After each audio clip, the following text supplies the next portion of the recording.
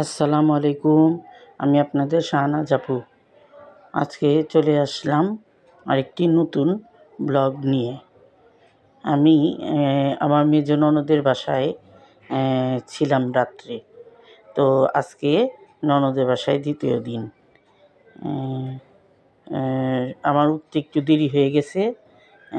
এর মধ্যে ই বড় ননদ, ছোট ননদ, মেজ ননদ নাস্তাটা খেয়ে নিছে। তো আমি বলছিলাম তো মুরগির স্যুপ ছিল, নান, রুটি, পরোটা, সবজি অনেক কিছুই ছিল।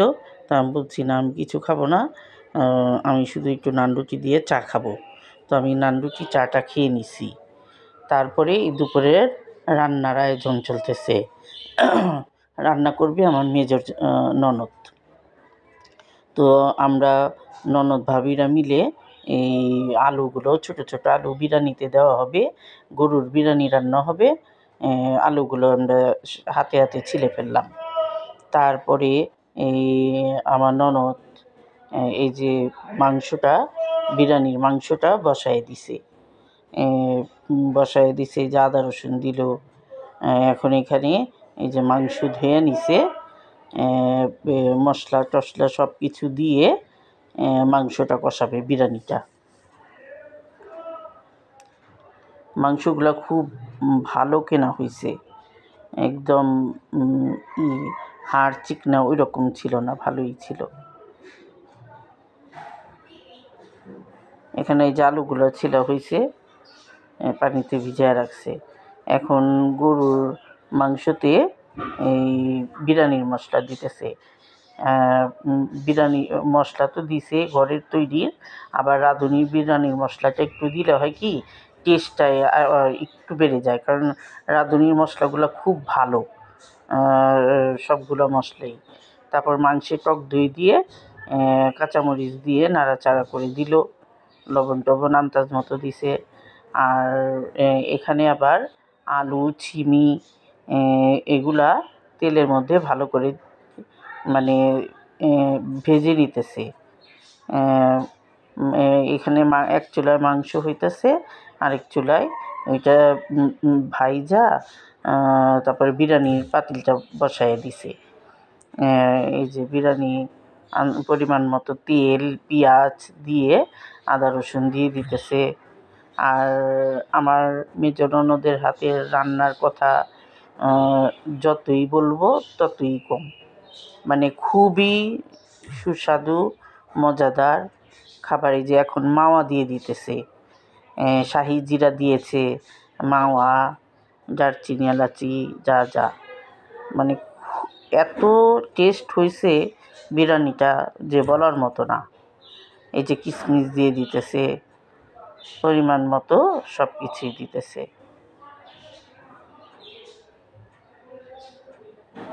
এই যে মাংসটা কষা হয়ে গেছে, পোলাওর পানি দিয়ে দিছে। এখন এই যে চালগুলা দিতেছে।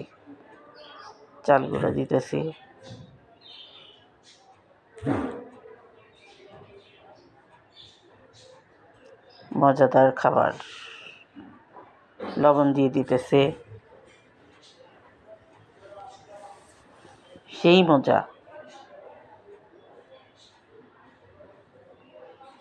এখন চালের পানিটা বলক আসছে, তারপরে মাংসগুলো সব দিয়ে দিল। আলু, ছিমি এটা তো দেওয়া হয়েছেই। বিরিয়ানির কালারটাও খুব সুন্দর হয়েছে। আর ঘ্রাণের কথা কি বলবো, এটা তো আপনাদের শোকাতে পারবো না। মানে আমি তো কাছে ছিলাম, ভিডিও করতেছি, ঘ্রাণ সেই সুগন্ধ। তারপরে যে দমে বসায় দিছিল, বিরিয়ানিটা হয়ে গেল। সবাই তো এত মজা হয়েছে, এত মজার তারিফের আর শেষ নাই, এত মজা। যে হয়ে গেল।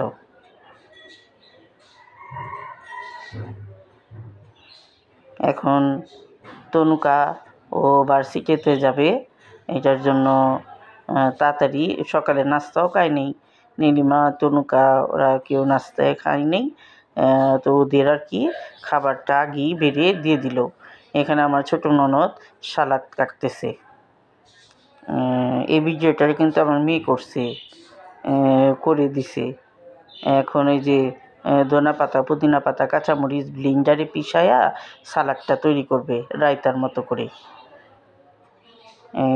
তারপরে আমার ননদের বাসায় এই যে উপরের তলায় আমার ননদ যে ফ্লোরে থাকে সেখানে একবারে খাবার টাবার নিয়ে এসে পড়ছে। শীতের দিন না, মানে সব দিক দিয়ে মানে মনে হয় শুধু বাতাস ঠান্ডা।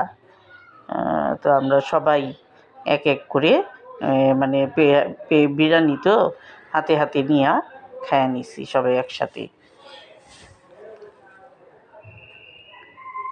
অনেক মজা, অনেক মজা হয়েছে বিরিয়ানিটা। আপনাদের যদি খাওয়াইতে পারতাম তাহলে বুঝতেন।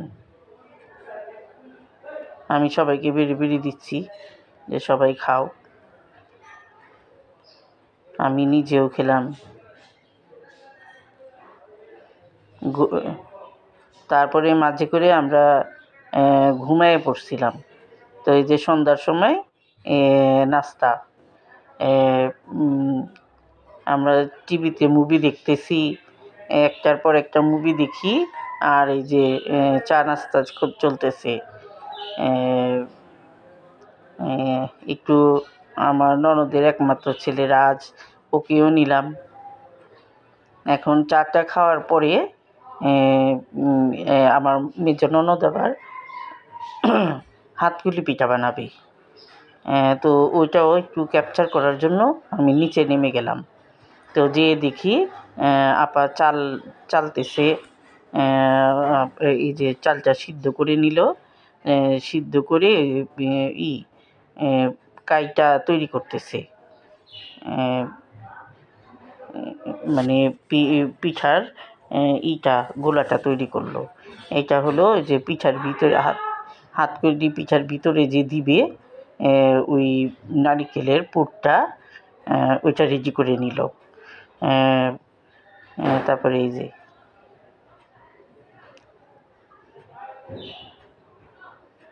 আপা বানাই আর আমি বসে বসে ভিডিও করতেছি। আমাকে আপনি করেন, আমি একটু ভিডিও করি, সাথে আবার দুইজনে একসাথে করে নিব, তাড়াতাড়ি কাজ শেষ হয়ে যাব।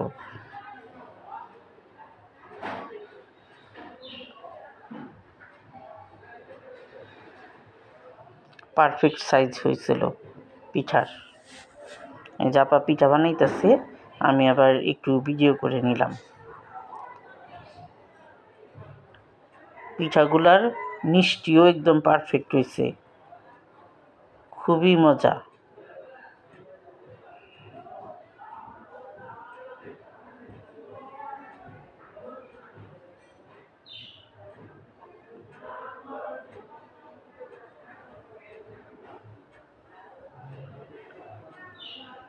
ভালোই লাগলো, অনেক দিন পর। আর আমি তো এই জীবনের প্রথম আমার মেজো ননদের বাসায় থাকলাম। আমার বিয়ের 27 বছর, এই প্রথম। খুব ভালো লাগলো।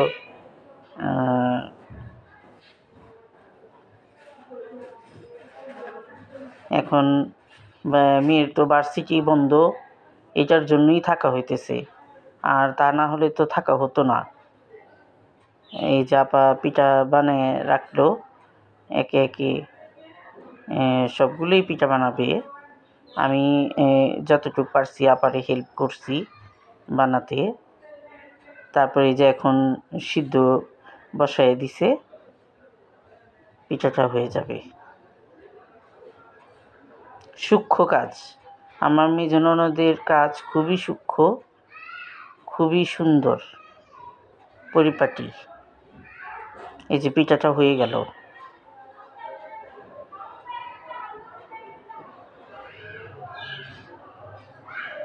বড় ননদের বাসায়ও গেছিলাম, বিভিন্ন রকম পিঠা খেয়ে আসছি। এখন এই যে মেজো ননদের বাসায়ও খাচ্ছি।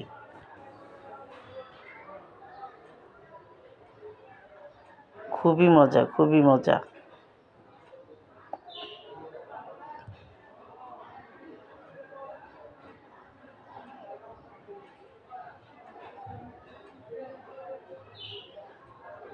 এখন আমার ছোট ননদকে বলতেছি একটা পিঠা খাও, ভেঙে দেখো কেমন হয়েছে। তো আবার ওই যে ভেঙে আমাকে অর্ধেক দিল, ও অর্ধেক খেলো। আমি এখান থেকে আবার মেজ ননদকে অর্ধেক দিলাম। আবার সবাই একটু একটু করে টেস্ট করি। খুবই সুস্বাদু, মজার পিঠা ছিল। তারপরে যে সবগুলা পিঠা হয়ে গেল, সবাইকে এক এক করে দিতেছে, বানায় আর দেয়। পিঠার চোখে দেখা যায় না কিন্তু। এখন এই যে রাত্রে খাবারটা আমরা খেয়ে নিতেছি। সবাই সারাদিনই তো খাওয়ার উপরে। এখন ওই যে সবাই যে যার মতো করে, কেউ বিরিয়ানি, কেউ রুটি পরোটা খাচ্ছে, রাত্রে খাবারটা খেয়ে নিলাম। তো এই আজকেই আমার এই পর্যন্ত আমার ব্লগ। আশা করি আপনাদের কাছে ভালো লেগেছে। সবাই আমার পাশে থাকবেন, সবাই সুস্থ থাকেন, ভালো থাকেন। আমরা সবাই সবার জন্য দোয়া করি। আসসালামু আলাইকুম।